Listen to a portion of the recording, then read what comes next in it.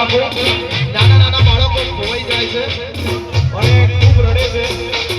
તો તેનું પણ બાળક ખોવાતું હોય અહીંયા સ્ટેજ પાસે ઝડપથી આવી અને લઈ લે છે. નાનું બાળક ખૂબ રોઈ રહ્યું છે.